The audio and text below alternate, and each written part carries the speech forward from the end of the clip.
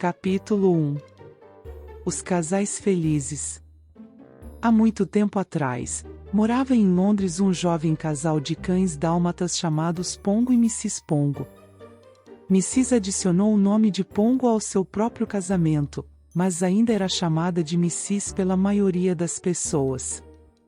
Eles tiveram a sorte de possuir um jovem casal de humanos chamado Senhor Inteligente, às vezes quase canino.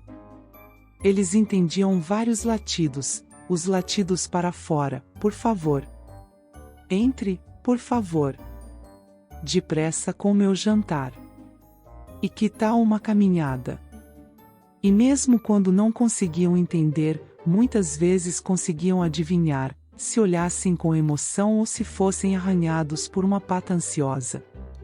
Como muitos outros seres humanos muito amados, eles acreditavam que eram donos de seus cães, em vez de perceberem que seus cães eram os donos deles.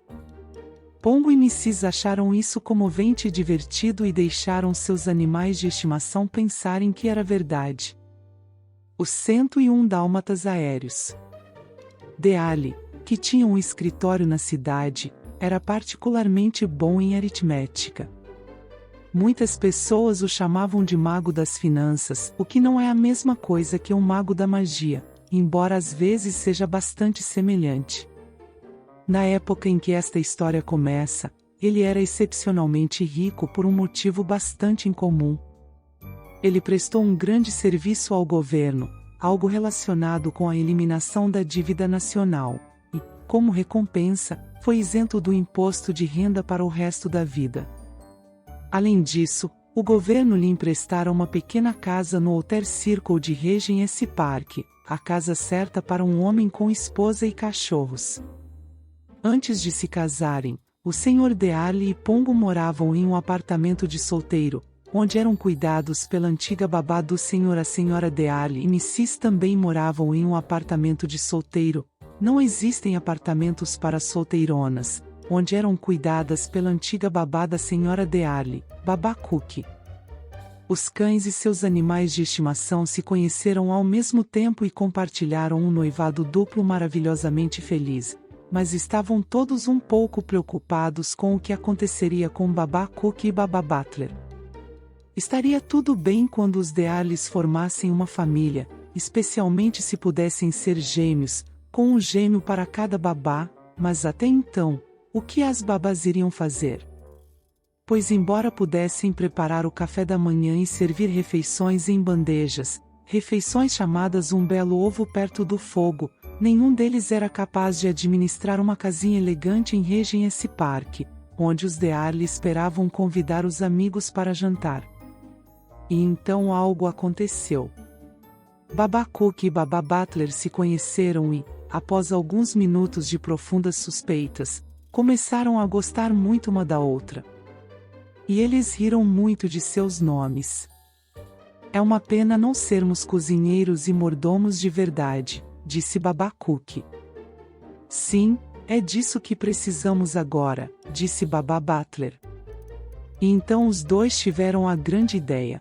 Babá Cookie treinaria para ser uma cozinheira de verdade e Babá Butler treinaria para ser um mordomo de verdade. Eles começariam no dia seguinte e estariam totalmente treinados para o casamento. Mas você terá que ser empregada de salão, na verdade, disse a Babá Cookie.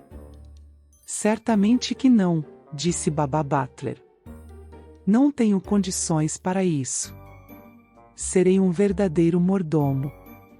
E serei o criado do Sr. Dearly, o que não precisará de nenhum treinamento, pois tenho feito isso desde o dia em que ele nasceu.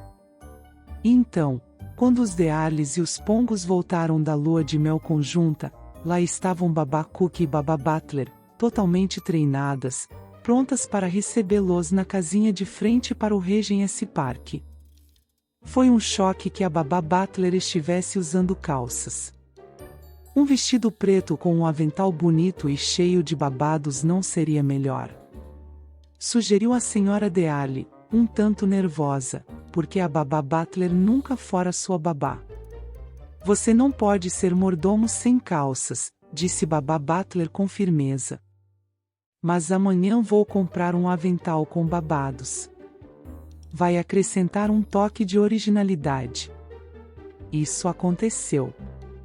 As babás disseram que não esperavam mais ser chamadas de babá, e agora estavam preparadas para serem chamadas pelo sobrenome, da forma correta.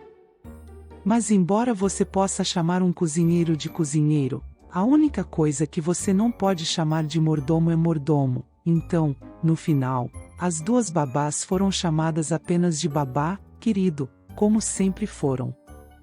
Depois que os cachorros e os Dealles voltaram da lua de mel por várias semanas felizes, algo ainda mais feliz aconteceu. A senhora Deallie levou Pongo e Mrs. através do parque até St. John Icewood, onde eles visitaram seu bom amigo, o esplêndido cirurgião veterinário. Ela voltou com a maravilhosa notícia de que os pongos logo se tornariam pais. Os filhotes nasceriam em um mês. As babás deram a Mrs. um grande almoço para manter as forças, e a Pongo um grande almoço, caso ele se sentisse negligenciado, como às vezes fazem os pais de filhotes esperados, e então os dois cachorros tiraram uma longa soneca no melhor sofá da tarde. Quando o Sr. Deallie voltou do trabalho, eles estavam bem acordados e pedindo uma caminhada. Vamos todos dar um passeio, para comemorar, disse o Sr. Caro, depois de ouvir as boas notícias. A babá Cookie disse que o jantar estava bem adiantado e a babá Butler disse que ela precisava de um pouco de exercício, então partiram todos pelo círculo externo. Os Dealles foram na frente, a senhora Deallie muito bonita no terno verde de despedida de seu enxoval e o Sr. Deallie, com sua velha jaqueta de tweed, que era conhecido como seu passeador de cães. O Sr. Deallie não era exatamente bonito, mas tinha o tipo de rosto do qual você não se cansa. Depois vieram os pongos, parecendo nobres, e ambos poderiam ter se tornado campeões se o Sr. Deallie não sentisse que as exposições caninas iriam entediá-los, e a ele. Tinham cabeças esplêndidas, ombros finos, pernas fortes e caudas retas. As manchas em seus corpos eram pretas e quase sempre do tamanho de uma moeda de 2 shillings, e eles tinham manchas menores na cabeça, nas pernas e na cauda. Seus narizes e contornos dos olhos eram pretos. Mrs. tinha uma expressão muito vencedora. Pongo, embora fosse um cachorro nascido para acomodar, tinha um brilho nos olhos. Eles caminharam lado a lado com muita dignidade, apenas colocando os Dealles na coleira para conduzi-los nas travessias. Babá Cookie, gorda, em seu macacão branco, e babá Butler, gorda, em fraque e calças bem cortadas, além de avental delicado, completaram a procissão. Era uma linda noite de setembro, sem vento e muito tranquila. O parque e as casas antigas pintadas de creme que o rodeavam banhavam-se à luz dourada do pôr do sol. Havia muitos sons, mas nenhum ruído. Os gritos das crianças brincando e o zumbido do trânsito de Londres pareciam mais baixos que o normal, como se fossem suavizados pela suavidade da noite. Os pássaros cantavam a última canção do dia e, mais adiante no círculo, na casa onde morava um grande compositor, alguém tocava piano. Sempre me lembrarei desta caminhada feliz, disse o Sr. Caro. Naquele momento, a paz foi abalada por uma buzina extremamente estridente. Um carro grande vinha em direção a eles. Parou diante de uma casa grande logo à frente deles e uma mulher alta apareceu na porta da frente. Passos. Ela usava um vestido justo de cetim esmeralda, várias cordas de rubis e uma capa de visão branca absolutamente simples, que chegava até os saltos altos de seus sapatos vermelho rubi. Ela tinha pele escura, olhos pretos com um tom vermelho e nariz muito pontudo. Seu cabelo estava repartido severamente ao meio e metade dele era preto e a outra metade branca, bastante incomum. Ora, essa é Cruella de Vil, disse a senhora Deallie. Estávamos na escola juntos. Ela foi expulsa por beber tinta. Ela não é um pouco vistosa, disse o Sr. Dearly, e teria voltado atrás. Mas a mulher alta tinha visto a senhora querida e desça as escadas para encontrá-la. Então a senhora Dearly teve que apresentar o senhor. Entre e conheça meu marido, disse a mulher alta. Mas você estava saindo, disse a senhora Dearly, olhando para o motorista que esperava na porta aberta do carro grande. Estava pintado em preto e branco, com listras bastante visíveis. Sem pressa. Insisto em que você venha. As babás disseram que voltariam para tratar do jantar e levariam os cachorros com elas, mas a mulher alta disse que os cachorros também deveriam entrar. Eles são tão lindos. Quero que meu marido os veja, disse ela. Qual é o seu nome de casada, Cruella? Perguntou a senhora Caro, enquanto caminhavam por um corredor de mármore verde até uma sala de estar de mármore vermelho. Meu nome ainda é Devil, disse Cruella. Eu sou o último da minha família, então fiz meu marido mudar o nome dele para o meu. Só então o manto de visão branco absolutamente simples escorregou de seus ombros para o chão. O Sr. Dearly atendeu. Que capa linda, disse ele. Mas você achará que está quente demais para esta noite. Nunca encontro nada muito quente, disse Cruella. Uso peles o ano todo. Durmo entre lençóis de arminho. Que bom, disse a senhora Dearly, educadamente. Eles lavam bem? Cruella não pareceu ouvir isso.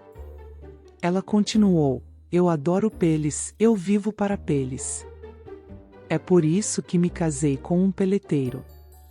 Então o Sr. Devil entrou. Era um homem pequeno e de aparência preocupada, que não parecia ser nada além de um peleteiro. Cruella o apresentou e depois disse, onde estão esses dois cachorros encantadores? Pongo e Mrs. estavam sentados embaixo do piano de cauda com fome. As paredes de mármore vermelho fizeram-nos pensar em pedaços de carne crua. Eles estão esperando cachorrinhos, disse a senhora Dearly, feliz. Ah, são? Bom. Disse Cruella. Venham aqui, cachorros. Pongo e Mrs. se apresentaram educadamente. Eles não fariam casacos de pele encantadores? Disse Cruella ao marido. Para usar na primavera, por cima de um terno preto. Nunca pensamos em fazer casacos com pele de cachorro. Pongo deu um latido agudo e ameaçador. Foi só uma brincadeira, querido Pongo, disse a senhora Dearly, dando-lhe tapinhas. Então ela disse a Cruella, às vezes acho que eles entendem cada palavra que dizemos. Mas ela realmente não pensou nisso. E era verdade. Isto é, foi verdade para Pongo. Mrs. não entendia tantas palavras humanas quanto ele. Mas ela entendeu a piada de Cruella e achou muito ruim. Quanto a Pongo, ele ficou furioso. Que coisa para dizer na frente de sua esposa quando ela esperava seus primeiros cachorrinhos. Ele ficou feliz em ver que Mrs. não estava chateada. Você deve jantar conosco, no próximo sábado, disse Cruella à senhora Dearly. E como a senhora Dearly não conseguia pensar em uma boa desculpa, ela foi muito sincera, ela aceitou. Então ela disse que eles não deveriam mais ficar com os Devils. Enquanto atravessavam o corredor, um lindo gato persa branco passou correndo por eles e subiu correndo as escadas. Senhora, admirei muito. Eu não gosto muito dela, disse Cruella. Eu a afogaria se ela não fosse tão valiosa. O gato subiu as escadas e ficou bravo, barulho de cuspida. Pode ter sido em Pongo e Mrs., mas, novamente, pode não ser. Quero que vocês ouçam minha nova buzina, disse Cruella, enquanto todos desciam os degraus da porta da frente. É a buzina mais alta da Inglaterra. Ela passou pelo motorista e tocou ela mesma a buzina, fazendo com que a buzina durasse muito tempo. Pongo e Mrs. ficaram quase surdos. Cães lindos, lindos, disse Cruella a eles, ao entrar no carro listrado preto e branco. Você combinaria tão bem com meu carro e meu cabelo preto e branco. Então o motorista estendeu um tapete de zibelina sobre os joelhos dos Devilles e afastou o carro listrado. Esse carro parece uma zebra em movimento, disse o Sr. Darley. O cabelo da sua amiga era preto e branco quando ela estava na escola? Ela não era minha amiga, eu tinha medo dela, disse Sra. Sim, o cabelo dela era igual. Ela tinha uma trança branca e outra preta. O Sr. Darley pensou na sorte que teve por ser casado com a Sra. Darley e não com Cruella de Vil. Ele sentiu pena do marido dela. Pongo e Mrs. sentiram pena de seu gato branco. O pôr do sol dourado já havia passado e o crepúsculo azul havia chegado. O parque estava quase vazio e um zelador gritava todos fora, com uma voz distante. Havia um leve cheiro de feno vindo dos gramados queimados pelo sol, e um cheiro de ervas daninhas e aguado vindo do lago. Todas as casas do círculo externo que haviam sido transformadas em repartições governamentais estavam agora fechadas durante a noite. Nenhuma luz brilhava em suas janelas. Mas os Darley podiam ver luzes acolhedoras em suas próprias janelas. E logo Pongo e Mrs. sentiram o cheiro delicioso do jantar. Os Darley também gostaram. Todos pararam para olhar através das grades de ferro da cozinha.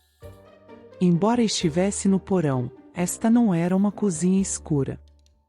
Tinha uma porta e duas grandes janelas que davam para um dos estreitos pátios pavimentados que tantas vezes se encontram em frente às antigas casas de Londres. O nome correto para esses pequenos pátios subterrâneos é a área. Um estreito lance de escadas conduzia da área até a rua. Os Darleys e os cachorros acharam que sua cozinha bem iluminada parecia muito bonita.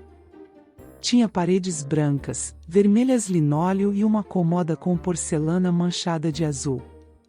Havia um fogão elétrico moderno para cozinhar e um fogo de cozinha antiquado para manter as babás felizes.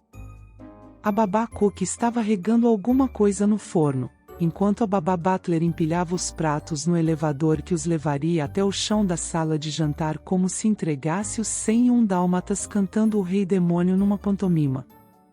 Perto do fogo havia 2 cestas almofadadas para cães. E já 2 jantares soberbos, em tigelas brilhantes, aguardavam Pongo e Mrs.